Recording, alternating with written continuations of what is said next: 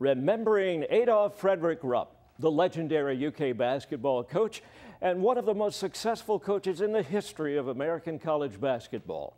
In his 41 years of leading the Wildcat basketball program, the man in the brown suit won 876 games, lost only 190 for an amazing 82.2 winning percentage. And under his tutelage, the Baron of the Bluegrass took UK to 6 Final Fours, 5 NCAA championship games, and he won 4 NCAA titles. But placing aside his career accomplishments for the moment, what was the man really like? Well, as a member of the media in the mid-60s, I became acquainted with Coach Rupp, interviewed him many times, and I found him to be gracious, generous, and certainly generous with his time, and he had a most engaging sense of humor.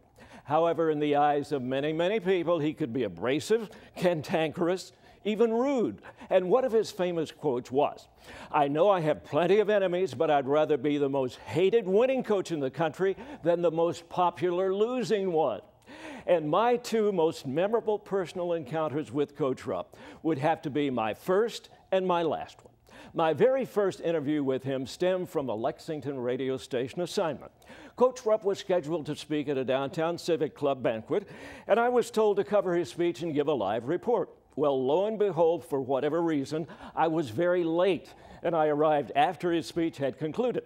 Well, I nervously approached the podium afterwards with my microphone, introduced myself, apologized for being tardy, and I asked for the interview, shaking.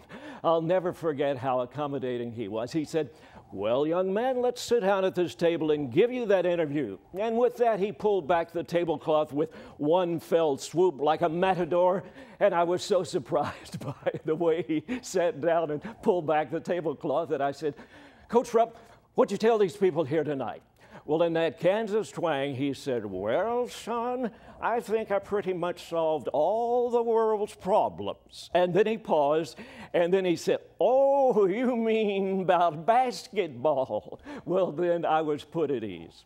And the final time I saw Coach Rupp, it was just after his forced retirement in the fall of 1972. He was speaking at a college gathering in Clarksville, Tennessee. Well, I happened to be in the neighborhood and decided to attend.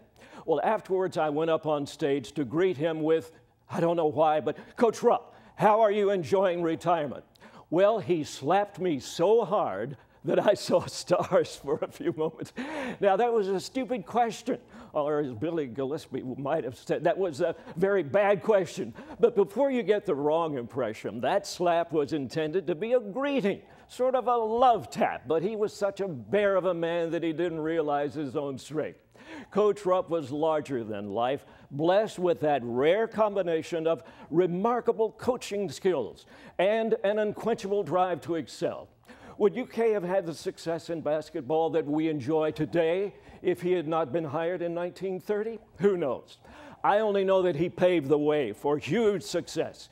He was an early innovator and proponent of the fast break and set offense. He laid the foundation for what we see today in college basketball. I am privileged to have known this great coach. He was a giant among men on the college basketball landscape, and as UK fans, I personally think we shall forever be in his debt. I'm Ron Chilton for KSTV.